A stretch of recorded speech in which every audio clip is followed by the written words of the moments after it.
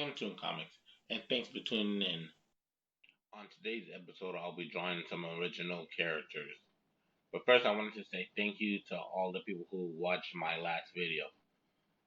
My last video got like 19 views, and that's a lot for me because I usually average around like 4 or 2 views. So I just wanted to say thank you to all the people who watched my previous video. But now on to the drawing. These are some original-ish characters. Well, not exactly original characters, but they're characters with existing powers, but I took those powers and made it an original idea. You can't even tell what the original power was.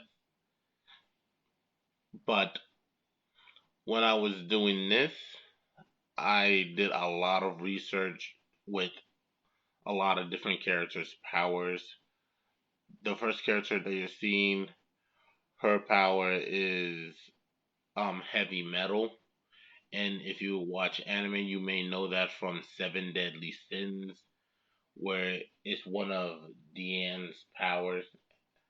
And it's pretty much the same thing, like the exact same thing. But since I'm not going to be using this but since it's not really the exact same character, but it's also not completely original. It's okay. Let me explain. It's the same idea. She can turn her skin into metal, but the way I have it is where she can turn her skin into any metal. And I don't think it's ever specified in the show what kind of metal she can turn her skin into. So I took that idea and changed it a little bit to make this character. And I did not name any of these characters. I I don't even think I named none of their powers, but a lot of their powers are based on pre-existing powers, but I changed it in a lot of ways where it's like not even recognizable. Well, almost not recognizable. This next character, she's a combination between Storm from the X-Men and Raven from Teen Titans. The reason I say she's a combination of both is because her powers are based on her emotions, like Raven, and her power is weather. Like, well, she can't make like big weather storms. She can make localized weather. Like, she can make. How do I explain this? Um, she can make small thunderstorms in a room, but she can't like make a big storm like Storm can. And again, her powers are based off of her emotions. So to make her the most effective, I made her all like gloomy because I personally think thunderstorms will be more effective in a fight than sunshine and rainbows. But that's just my opinion. If you could think of a way for someone to use rainbows in a fight and still be effective, go ahead. But I just thought thunderstorms would make a better character, and I gave her the little storm clouds above her head. The next character, they're an axolotl, and when I was doing research for this character, because personally I like to do research for characters when I make them. That way, so I know that I'm making an original character or a semi-original character. But if it's like an animal power, I I tend to do a lot of research because I like to keep it as close to realistic as possible. When I was doing research, I found out that axolotls are naturally brown or like a dark green color. So I made her skin tone brown. the rest of her outfit is the pinkish white that we know from like captive axolotls. And her power is basically regeneration, and she has like a childlike personality because axolotls are technically just like always in the child form of like amphibians because they have like that little, I don't know what you call it, that like tail, but like most amphibians when they grow up they lose their tail, but axolotls permanent, well, most of the time have their tails, so they're kind of like always child. I okay, I made this character like the youngest and the most childlike out of all of them because because I immediately thought like axolotls were like childish because they have, God, this is hard to explain. Basically, axolotls are not fully mature, so she's not the maturest out of all the group. Moving on, finally. This next character, his power is Warpgate.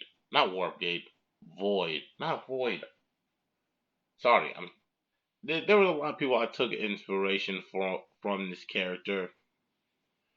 And this character, now remember, this character's power is Rift.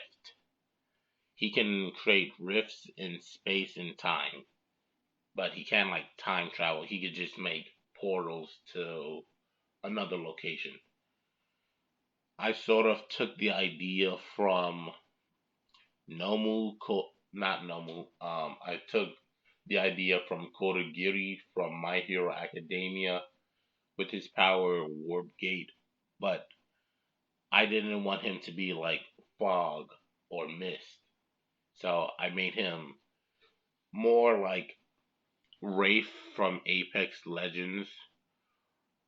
So that's why his portal is purple.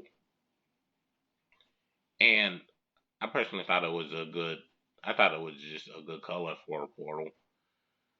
But that's really all I have to say. Not much to say about him.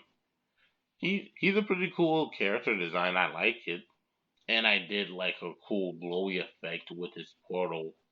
But I didn't show that on recording because I did the glowy effect to the portal when I was doing the shadowing and stuff.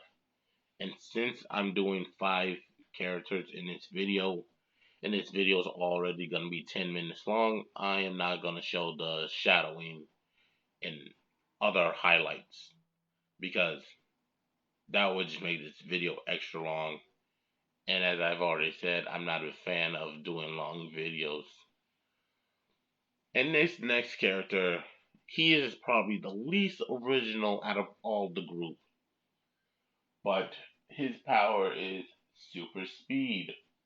And I cannot think of, there is so many different iterations of super speed that I had to dumb him down so much that he is barely useful. His power is, if you know Jog from the Suicide Squad, think of a weaker version of that. And if you do not know what I'm talking about, Jog is a superhero, well, not superhero. Um, he is a character from the Suicide Squad from the comic books because I like the comics more than the movie. But his power allows him to basically run super fast, but only for a short amount of time. So I originally wanted his power to be that, but then I thought of Jog, so I had to make this character's power weaker. He can run super fast, but only in one direction. So he can run straight, but he can't like steer.